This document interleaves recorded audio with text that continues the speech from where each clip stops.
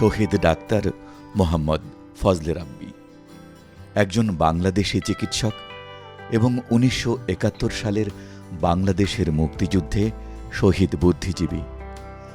তিনি ছিলেন ঢাকা বিশ্ববিদ্যালয়ের ক্লিনিক্যাল মেডিসিন বিভাগের অধ্যাপক ও বিশ্বখ্যাত কার্ডিওলজিস্ট। ডাক্তার ফজলে রাব্বি ১৯৩২ সালের ২২ সেপ্টেম্বর পাবনা জেলায় জন্মগ্রহণ করেন। তিনি পাবনা জেলা স্কুল থেকে ম্যাট্রিকুলেশন এবং ঢাকা কলেজ থেকে আইএসসি পাশ করে ঢাকা মেডিকেল কলেজে ভর্তি হন। তিনি ঢাকা মেডিকেলের এমবিবিএস চূড়ান্ত পরীক্ষায় সমগ্র পাকিস্তানের মধ্যে শীর্ষস্থান অধিকার করে ঢাকা বিশ্ববিদ্যালয়ের স্বর্ণপদক লাভ করেন। বাবাকে আমরা একজন খুবই সাধারণ এবং খুবই কাছের একজন মানুষ হিসেবে পাওয়ার সৌভাগ্য আমাদের হয়েছিল। উনি অত্যন্ত সাধারণ ছিলেন। ওনার মধ্যে যে এত প্রতিভা বা পরে যে উনি এত নামি দামি ডাক্তার হবেন এবং ওনার মনের ভিতর যে কত কিছু সহানুভূতিশীল একটা মন ছিল, অত্যন্ত দরদি ছিলেন, সেটা যত বড় হতে লাগলাম তত আমরা বুঝতে পেরেছিলাম। আব্বাকে ব্যস্ততার থেকে ব্যস্ত থাকার থেকে ব্যস্ততমই দেখে আসছি এবং এমন একটি পর্যায়ে যখন আসলো যে আমরা ৩ ভাই বোন আছি, আমার ভাই বোনের মধ্যে অনেক গ্যাপ, ওরা আমার বেশ ছোট। তখন সকাল ৭টায় আব্বা বেরিয়ে যেতে হতো এবং চেম্বার শেষে বা রুগী দেখে তখন তো প্রাইভেট কলে বাসায় যেতেন, ফিরে আসছেন প্রায় রাত 10:30। আমি হয়তো জেগে থাকতাম আমার পড়াশোনা নিয়ে, কিন্তু ভাই বোনগুলো যেহেতু ছোট, ওদের আর্লি ঘুমাতে হতো, সকালবেলা স্কুল। তো মাঝে মাঝে বলতো আমার ভাই বোন যে আমরা তো আব্বাকে দেখতেই পাই না। সকালে যখন উঠি তখন থেকে আব্বা আমাদের আগে বেরিয়ে গেছে, আর রাতে যখন ঘুমাতে যাই তখনও দেখি আব্বা বাসায় ফিরেন নাই। এটা খুব আব্বাও নিশ্চয়ই ফিল করতেন, কারণ যখনই সময় পেতেন বা সপ্তাহের শেষে সময় পেতেন আমাদের বিভিন্ন জায়গায়, যেমন আমার বোনকে নিয়ে রমনা পার্কে যাওয়া, তারপর হয়তো মাঝরাতে কোনো সময় উইকেন্ডে আইসক্রিম খাবে বায়না ধরলো, তখনই হয়তো আম্মাকে নিয়ে বেরিয়ে পড়তেন আইসক্রিম আনতে, বা যে কোনো শিকার করতে পছন্দ করতেন। ওরকমভাবে হয়তো উইকেন্ডে অ্যারেঞ্জ করে শিকারে চলে যেতেন। আমরাও সেখানে আমরা থাকতাম সঙ্গে। এগুলো খুব স্মৃতিতে মনে পড়ে যে আব্বা যাওয়ার পর তো আর কেউ নাই করার। ১৯৭০ সালে ফজলে রাব্বি পাকিস্তান বেস্ট প্রফেসর অ্যাওয়ার্ডের জন্য নির্বাচিত হন। পাকিস্তানের ইতিহাসে এত কম বয়সে সেরা অধ্যাপকের পুরস্কার তিনি বাদে আর কেউ পাননি, কিন্তু পশ্চিম পাকিস্তানিদের শোষণের প্রতিবাদে তিনি সে পুরস্কার নিতে অস্বীকৃতি জানান। আব্বা আম্মাকে খুবই আমি দেখেছি যে অ্যালার্ট, এবং ওনারা নিজেদের মধ্যে যেগুলো কথা বলতেন, কিছু একটা হতে যাচ্ছে এরকম একটা ধারণা অবশ্যই আমার হয়েছিল, বুঝতে পারিনি। তারপর যখন শুধু আমাদের আম্মা আব্বা বললেন দুজনে যে তোমরা বিছানায় যাও, ঘরে যাও, কিন্তু আম্মা আব্বা কিন্তু বারান্দায়, তখন আমরা সিদ্ধেশ্বরীতে ছিলাম, বারান্দায় দাঁড়ানোই। তারপর যখন ২৫শে মার্চ এগুলো শুরু হলো, সকালবেলা ২ দিন পর যখন উনি হসপিটালে গেলেন, তখন তো আমরা বুঝে গেছি, কারণ ওই যে আপনার রমনা থানার ওখানে যে গোলাগুলির শব্দগুলো, বিডিআর যে ফাইট করেছে, রিভোল্ট করেছিল, সমস্ত কিছু মনে আমাদের কানের সামনে বাজছিল, এত কাছাকাছি ছিল শব্দগুলো। সন্ধ্যাবেলা সব জানালাগুলো ঘরে জ্বলতো মোমবাতি, হারিকেন, জানালার কাঁচগুলো সব কাগজ দিয়ে ঢেকে দেওয়া হয়েছিল, বাইরে যাতে লাইট না যায়, আলো না দেখা যায়। আর ওই যে একটা রেডিও ছিল, রেডিওটা অবশ্য আমরা মুক্তিযুদ্ধ জাদুঘরে মোস্ট প্রবাবলি দিয়ে দেওয়া হয়েছে। বিরাট রেডিওটা খুলে ওইটাই শোনার জন্য আগ্রহ নিয়ে বসে থাকতাম, আর বিবিসি শোনা হতো। সবাই আমরা এরকম একটা লিভিং রুমে আমাদের ৩ ভাই বোনকে নিয়ে আম্মা আব্বা আমরা বসে থাকতাম সেই অন্ধকার করে, আর গুলির শব্দ চারদিকে। তো এটাই চলছে। তখন ৩ ভাই বোনই ছিলাম। তারপর মাঝে মাঝে একটা গোল বারান্দা ছিল পুকুর পাড়ে, ওখানে আব্বা দেখি হাঁটছেন। তখন আমরাও যেতাম মাঝে মাঝে, ১ জন ২ জন যেতাম, আম্মা যদিও মানা করতো। গুলির খোলা বারান্দা, বেশ বড় গোল বারান্দাটা ছিল। আব্বা হাঁটছেন, তো আমিও একপাশে দাঁড়িয়েছি। তো একদিন আব্বা বলছেন যে গুলির শব্দগুলো আসছে যে দেশের ছেলেগুলো সব মরে যাচ্ছে, আমি কিছুই করতে পারলাম না। কথাটা এখন আমার কানে বাজে আরকি। যে কিরকম যে দেশের জন্য ফিলিং ছটফট করছেন। উনার যে দেশের প্রতি যে মূল্যবোধ, এই জিনিসটা স্বদেশ প্রেম বলেন। উনি দৈনন্দিন জীবনেই কিন্তু অল্প, অল্প করে সেটা অবদান রেখে গেছেন। শুধু মুক্তিযুদ্ধইতে সময় যে উনি অনুপ্রাণিত হয়েছিলেন তা নয়। কারণ আমি আরেকটা ছোট ঘটনা আমার মনে পড়ছে, যেমন মাঝে, মাঝে আব্বু আসতেন চেম্বার থেকে, হয়তো দেখতেন মানিব্যাগটা খালি। তখন আম্মা বুঝতেন যে আজকে কোথায় কি দেয়া হয়েছে। তো উনি তো বলে, "তুমি তো সবই জানো।" আম্মার কাছে শুনেছি যে সবাই তো দেশের জন্যই কাজ করছে। সবার যে দলেরই হোক না কেন, তাদের লক্ষ্য তো একটাই, দেশের জন্য। তা আসলে তো আমি ফিরিয়ে দিতে পারি না। এই যে ওই যে উম দেশের প্রতি যে ফিলিংটা, সেটা যে উনার কতখানি মনের ভিতর থেকে অনেক আগের থেকেই এটা উজ্জীবিত হচ্ছিল।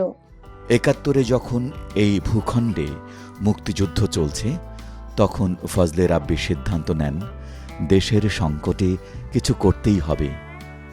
তিনি ও তাঁর স্ত্রী গোপনে গোপনে ঢাকার মুক্তিযোদ্ধাদের চিকিৎসা, ঔষধপত্র এবং টাকা পয়সা দিয়ে সহযোগিতা করেছেন।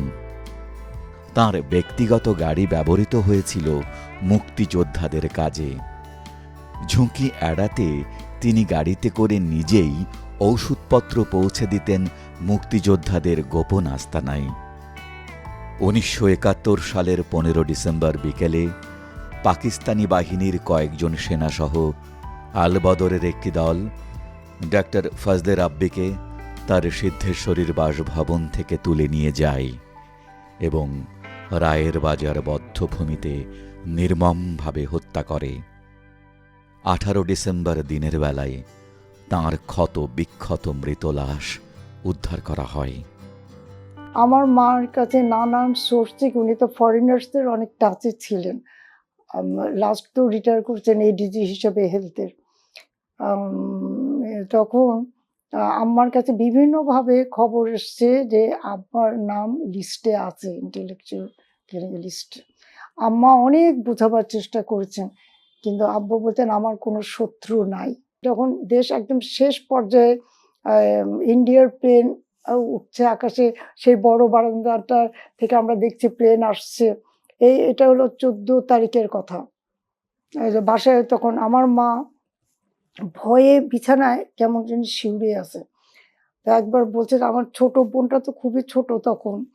তখন হচ্ছে আব্বা হামা দিয়ে বারান্দায় আ এরকম হচ্ছে, আর ও যে আমার ছোট বোনটাকে পিঠে চড়িয়ে বলছে, আব্বু ঘোড়া চালাচ্ছে না হাতি চালাচ্ছে, এরকম খেলছে। তখন আম্মা ডেকে বললেন যে, "তুমি তাড়াতাড়ি ঘরে এসো, স্প্রিন্টার লাগতে পারে।" তো আব্বা আসলেন ঘরে। তো এসে বললেন যে, "তুমি এত ভয় পাচ্ছ কেন?" আম্মাকে জিজ্ঞেস করছে। তো আম্মা বোধহয় সেদিন বা তার দুদিন আগে আম্মাকে বলেছিলেন যে, এটা অনেক বইয়েও আছে। যে আমি একই স্বপ্ন দুবার একই স্বপ্ন দেখেছি। যে একটা কালো কাপড়, চার চার চার কোণার মতন ওই জায়গাটা বেষ্টন করা কালো কাপড় দিয়ে ওটা চারদিক দিক দিয়ে আম্মা ঘুরছে। তখন আব্বা নাকি, আমরা ছিলাম না তখন, পরে শুনেছি। তখন আব্বা নাকি বলছেন যে, "তুমি ওটা আমার কবর দেখেছো।"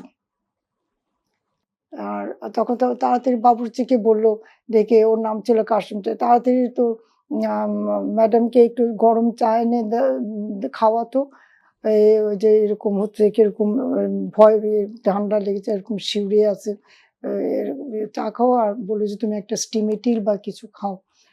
এর মধ্যে চা আনার আগেই বাবুর্চি এসে বলল যে, "স্যার বাসা তো ঘিরে ফেলেছে।"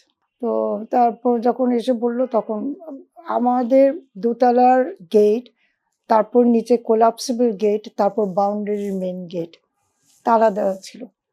আব্বা ১ মিনিট চিন্তা না করে নাকি বললেন যে, "দরজার তালাগুলো সব খুলে দাও।"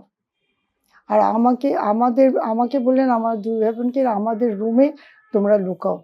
তোমরা গিয়ে দরজা বন্ধ করে থাকো।" তা আমরা তো খাট হচ্ছে, চলো খাটের নিচে ঢুকে দরজা বন্ধ করে বসে আছি। কিছুক্ষণ অনেক কোনো সাড়া শব্দ পাচ্ছিলাম না। তো সাড়া শব্দ না পেয়ে তখন আমি যে একটা তো বারান্দার দরজার দিক থেকে আমরা পুকুর পাড়ে দেখতে পাচ্ছি যে প্লেন আসছে, কেমন গোলাগুলি হচ্ছে। আরেকটা হলো অপোজিটে যেদিক দিয়ে মেইন গেটগুলো এন্ট্রান্স। তো দুদিকেই আমার রুমটার কর্নারে দুদিকে দরজা ছিল। তা আমি মেইন ডোরের দরজাটা থেকে আস্তে করে খুললাম। কেন আমি শব্দ পাচ্ছি না। আর ওদিক থেকে আবার অনেকখানি ঘুরে গেলে আমাদের ফ্ল্যাটের মেইন ডোরটা দোতলার। তো তখন আমি দরজা খোলা মাত্রই বারান্দা থেকে আমার মেইন ডোরটা দেখা যাচ্ছে নিচে। আমি দেখছি আব্বা শার্ট পরা ছিলেন, স্লিপে ছোট লুঙ্গি পরা। জাস্ট পেছনে হাতটা এমনি রেখে আব্বা হেঁটে বেরিয়ে যাচ্ছেন। তার ডান দিকে একটা মাটিতে লেপা ঢাকার কাপড় করা একটা মাইক্রোবাস দাঁড়ানো। এটাই শেষ দেখা দেখেছিলাম আরকি। পরে আম্মার কাছে কোথায় দৌড়ে গেলাম, দেখি আম্মা অলমোস্ট ফেইন্ট হয়ে দরজার কাছে পড়ে আছেন। বাবুর্চি ছিল সামনে। ওই দৃশ্যটা তো আমরা দেখতে পাইনি। তখন আম এ আম্মা উর্দুতেই বলেছেন, তারা পাকিস্তানে ছিল উদ্দেশ্য যে, "কোথায় নিয়ে যাচ্ছ? কেন নিয়ে যাচ্ছ?" আব্বার কথা। তখন আম্মার বুকে বন্দুকের ২ টা নল চেপে ধরেছিল নাকি। চেপে ধরেছিল বা আমাকে বলেছে, "আমরা হসপিটালে এই তো নিয়ে যাচ্ছি। কাজ হলে আমরা ফেরত দিয়ে যাবো।" সেই রাতে আম্মার ঘরে আমরা ৩ ভাই-বোন আর আমরা একা সমস্ত এই দোতলা বাড়িটার মধ্যে। আম্মা কোরআন শরীফ পড়ছেন বসে। আমরা ৩ ভাই-বোন তার পাশে বিছানায় বেডে বসে আছি। রাত তখন ৩টা হবে, প্রায় আবার নিচের থেকে চিৎকার। দরওয়াজা খোলো" বলে চিৎকার নিচের থেকে। ওই দেয়াল টপকে উপরে আসছে, নিচে আছে। তা আমরা তো দোতলায়, নিচেটা খালি। তা আমরা চুপচাপ কতক্ষণ চিৎকার করে চলে গেছে। মনে হলো যে আম্মাকেই হয়তো নিতে এসেছিলেন। তা আমরা চুপচাপ ছিলেন, চলে গেছেন। আম্মা বেঁচে গেল, তাই আমরাও বেঁচে গেলাম। ১৬ তারিখ তো বিজয় দিবসই। তখন সন্ধ্যায় বলছে সবাই যে কারফিউ নাই, মাইকিং করছে, সবাই আবার অনেকে বলছে ওনাকে জেলখানায় নিয়ে গেছে। আমরা কে যেন বলল দেখে আসছে। কাজে আমরা আসার পর আশাই করতে লাগলাম যে কোনো সময় আব্বা ফিরে আসতে পারেন, কিছুই তো জানছি না। এর মধ্যে তো আমরা কোনো খবরই পাচ্ছি না। আমার তখন একটা ফোন আসলো আমাদের বাসায়। তা আমার ছোট বোনটা ফোন ধরেছে। ফোন ধরার পর বলেছে যে, "বড় কেউ আছে কিনা? উম দাও, ফোনটা দাও আমাকে উনাকে।" তা আমার মাই ধরেছে। আমার মা তো বুদ্ধিমতী ছিলেন। তো উনি বলছেন যে জাস্ট বলেছেন যে, "ডেড বডিটা কোথায়?" উইথআউট আস্কিং হিম এনিথিং। তখন আরকি বললেন। তো তারপর আবার মেজো খালু, তারপর আব্বার একজন ঘনিষ্ঠ বন্ধু মুর্শিদ চাচা, ওনারা গিয়েছিলেন। শহীদ বুদ্ধিজীবী ফজলে রাব্বির স্মৃতিচিহ্ন হিসাবে তার ব্যবহৃত গাড়ি মুক্তিযুদ্ধ জাদুঘরে রাখা আছে। তাঁর নামানুসারে ঢাকা মেডিকেল কলেজের একটি ছাত্রাবাসের নামকরণ করা হয় শহীদ ডাক্তার ফজলে রাব্বি হল। আমাদের দেশের মাটিতে আমাদের দেশের বুদ্ধিজীবীরা যেভাবে জীবন দান করে গেছে, আত্মোৎসর্গ করে গেছে, এটা একটা মানে এক্সাম্পলারি, দৃষ্টান্তমূলক জিনিস। তারা মৃত্যু অবধারিত সামনে জেনেও তারা পিছপা হন নাই, নিজের আদর্শ থেকে বিচ্যুত হন নাই। এটা করার জন্য কতখানি মন মানসিকতার উন্নত হওয়া প্রয়োজন। এবং এই যে মনের একটা পরিচর্যা, এই যে মানসিকতাটাকে তৈরি করা, এটা আমাদের সামাজিক একটা কর্তব্য, সামাজিক দায়িত্ব সবার সর্বক্ষেত্রে প্রয়োজন। এটার থেকে আমাদের জেনারেশন, নতুন প্রজন্ম এরা শিক্ষা নিতে পারবে, এরা বুঝতে পারবে যে আমাদের এইভাবে ন্যায়ের জন্য আমাদের আগাতে হবে, অন্যায়ের বিরুদ্ধে আমাদের প্রতিবাদ করতে হবে, সেটা রুখে আমাদের দেশকে আমাদের মতন করে গড়ে তুলতে হবে, বাঁচাতে হবে। আজ এই সূর্য সন্তানের জন্মদিন, তাঁর প্রতি রইল বিনম্র শ্রদ্ধা।